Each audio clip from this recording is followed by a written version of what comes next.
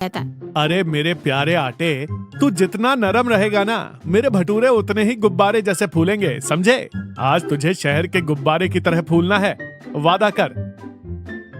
आपकी इस दीवानगी की कोई हद भी है या नहीं? 30 साल से देख रही हूँ, इंसानों से ज्यादा प्यार आप इस आटे और मसाले से करते हैं, उन्हीं से ज्यादा बात भी करते हैं। इसके कान है क्या जो ये आपकी बातें सुनेगा? ग्राहकों के आने का टाइम हो गया है, कढ़ाई में तेल गरम कीजिए जल्दी। जगदीश हंसते हुए कहता है। अरे पुष्पा, इंसानों के कान होते हैं लेकिन खाने का दिल होता है। आटे से हम जितने प्यार से बात करेंगे, स्वाद उतना ही निखर कर आता है। प्यार की खुशबू नाक को नहीं पुष्पा, सीधे खाने वाले के दिल को छूती है। पुष्पा हंसी रोकते हुए कहती है, अपना ये सुबह सुबह का ज्ञान रहने दीजिए महाराज। वो जो प्यार है ना, वो प्लेट में डालिए, लोग कम से कम पेट भरकर खाएंगे तो सही। वैसे आज छोले में मसाला कम डाला है क्या? रंग थोड़ा अलग लग रहा है मुझे। मसाला कम नहीं हुआ पुष्पा, आज मैंने प्यार थोड़ा ज्यादा मिला दिया है। देखती जा, आज खाने वाले अपनी उंगलियां चाटते रह जाएंगे।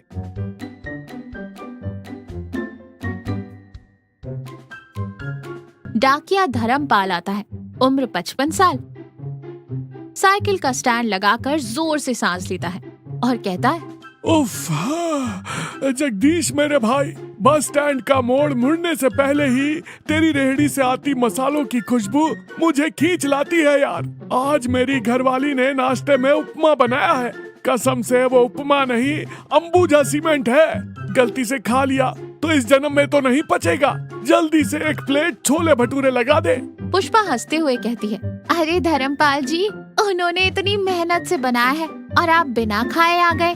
वैसे पिछली बार भटूरों में तेल ज्यादा था तो आपकी पत्नी ने आपको घर से बाहर खड़ा कर दिया था। आज फिर खाकर गए तो क्या होगा? घर में एंट्री मिलेगी। धर्मपाल जी घबरा कर इधर उधर देखते हुए कहते हैं, अरे पुष्पा बहन, धीरे बोल, उसे बिना बताए ही खिसक आया हूँ। वैसे भी जगदीश के हाथों के स्वाद के लिए घर के बाहर क्या, गांव के बाहर खड़ा होने के लिए भी तैयार हूँ मैं। बस तू तेल थोड़ा कम लगाकर 2 भटूरे दे दे। वे प्लेट देता है। तेल कम कर दिया तो वो भटूरा कैसे बनेगा धर्मपाल जी? कहिए तो आपके लिए फुलके सेक दूं? खैर, ये लीजिए मेरे स्पेशल गर्मा गर्म भटूरे। धर्मपाल पहला निवाला मुंह में रखता है और आनंद में आंखें बंद कर लेता है। फिर धीरे धीरे चबाते हुए कहता है, अद्भुत, मान गो जगदीश, तेरे हाथों में कोई जादू है यार। इस स्वाद के आगे शहर के बड़े बड़े 5 स्टार होटल भी फेल हैं। ये आपका बड़प्पन है धर्मपाल जी। अपने गांव वाले रोज आकर खाते हैं, खुश होते हैं, पर कभी कभी सोचता हूँ इतना बढ़िया स्वाद सिर्फ हमारे गांव तक ही सिमट कर रह गया है। शहर वालों को भी ये जगदीश स्पेशल चखा पाता तो कितना अच्छा होता। पुष्पा चिढ़कर कहती है, क्या मतलब है आपका? अब शहर जाकर रेडी लगाएंगे क्या बुढ़ापे में? वहाँ की भीड़ भाड़ में हमारा गुजारा नहीं होगा।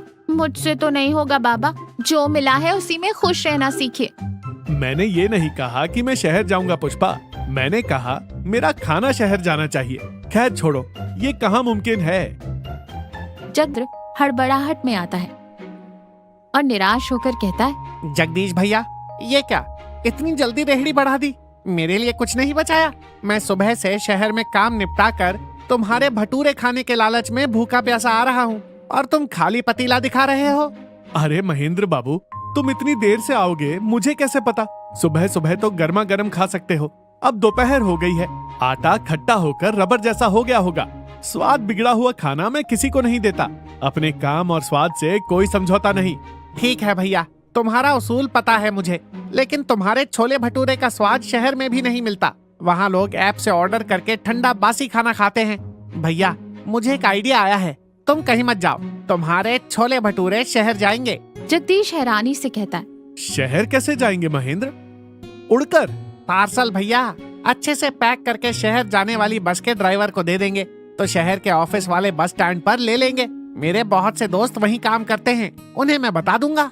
जगदीश खुशी में चमचा हिलाते हुए कहता है, अरे वाह, क्या आइडिया है महेंद्र बाबू, मेरे दिमाग में ये क्यों नहीं आया? तभी पुष्पा टोकते हुए जोर से कहती है, क्यों नहीं आया? दिमाग होगा तब आएगा ना। शहर बस में भेजेंगे तो वहाँ पहुँचते पहुँचते वो भटूरे ठंडे होकर रबर बन जाएंगे, सारा तेल जम जाएगा और छोले पेस्ट बन जाएंगे। खाने वाले भी गालियाँ देंगे। आपकी बची कुची इज्जत बाजार में नीलाम हो जाएगी। मुझे ये आइडिया बिल्कुल पसंद नहीं। जगदीश उदास होकर बैठ जाता है। अरे बात तो पुष्पा भी पते की कह रही है महेंद्र। भटूरे का असली मजा तो गर्मा गर्म ही है। ठंडे होने पर तो वो प्लास्टिक का लिफाफा चबाने जैसा लगेगा। अपने बस का नहीं है ये। तभी बस स्टैंड के पोस्ट बॉक्स में चिट्ठियां डालने आया धर्मपाल ये बातें सुन लेता है।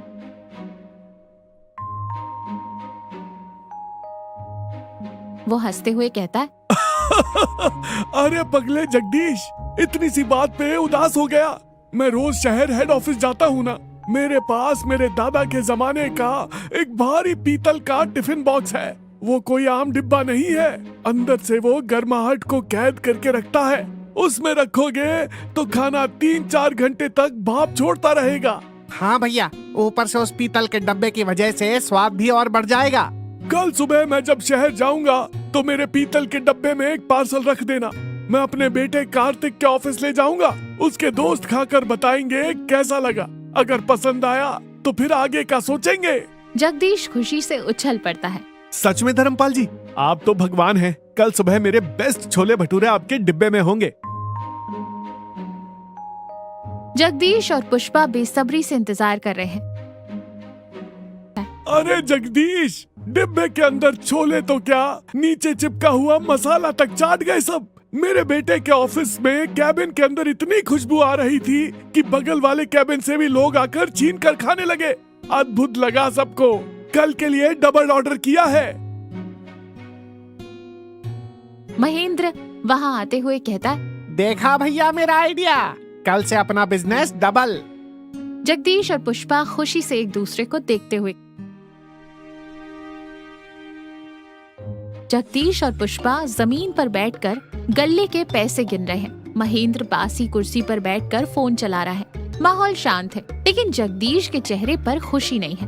पुष्पा खुशी से पैसे समेटते हुए कहती है, देखा आपने, शहर में पार्सल भेजना शुरू किया तो हमारी कमाई 3 गुना बढ़ गई है। इन पैसों से हमारा पुराना कर्जा भी उतर जाएगा। अगले महीने मैं वो नई रेशमी साड़ी और घर के लिए मिक्सी भी खरीद लूंगी। महेंद्र उत्साह से कहता है, मैंने कहा था ना भाभी, धर्मपाल जी के बेटे के ऑफिस में अब जगदीश स्पेशल के नाम पर लोग पागल हैं। रोज के 20 ऑर्डर तो सिर्फ उसी ऑफिस से आ रहे हैं। हाँ भैया, सब तुम्हारी ही बदौलत है। फिर जगदीश की तरफ देखकर कहती है, क्या बात है जी, आप कुछ बोल क्यों नहीं रहे? कहती है, लो फिर से शुरू हो गया आपका ज्ञान। सब कुछ इतना अच्छा चल रहा है तो अब ये क्या नई परेशानी है? शहर वालों को मेरा खाना पसंद आ रहा है। वो पैसे भेज रहे हैं, खुशी की बात है। लेकिन यहाँ अपनी रेहड़ी पर जब मैं खुद अपने हाथों से प्लेट में परोसता था और पहला निवाला खाते ही लोग आंखें बंद करके आह करते थे ना, तो उनके चेहरे की वो खुशी देखकर मेरा पेट भर जाता था। अब उन पार्सल के डिब्बों में खाना बंद करके भेजता हूँ तो लगता है जैसे किसी इंसान को नहीं, किसी मशीन को खाना खिला रहा हूँ। मुझे पैसों की खनक तो सुनाई दे रही है, लेकिन मेरे ग्राहकों की वो मुस्कान कहीं खो गई है। मैं सिर्फ एक खाना बनाने वाली मशीन बन गया हूँ। महेंद्र फोन नीचे रखकर गंभीरता से कहता है, तुम्हारी बात में दम है भैया। तुम सिर्फ एक व्यापारी नहीं हो, तुम वो इंसान हो जो दूसरों की भूख मिटाकर खुद खुश होता है। तुम वो जुड़ाव मिस कर रहे हो। पुष्पा थोड़ी नरम पड़ते हुए कहती है, आपकी तकलीफ मैं समझ रही हूँ, लेकिन जो लोग इतनी दूर बैठे हैं उनकी मुस्कान हम सबने अच्छे कपड़े पहने हैं। पहला लड़का है कार्तिक, चारों तरफ देखकर गहरी सांस लेते हुए कहता है, अरे भाई, खुशबू तो यहीं से आ रही है। फिर जगदीश के पास आकर कहता है, नमस्कार जगदीश जी, मेरा नाम कार्तिक है। मैं धर्मपाल जी का बेटा हूँ और ये मेरे ऑफिस के दोस्त हैं। जगदीश हैरानी से हाथ की प्लेट नीचे रखकर कहता है, अरे बाबू, तुम लोग शहर से इतनी सुबह सुबह हमारे गांव कैसे? पार्सल का डब्बा तो मैंने अभी अभी बस में रखवाया है। दूसरा लड़का हंसते हुए कहता है, हमें वो पार्सल वाली बात पता है अंकल।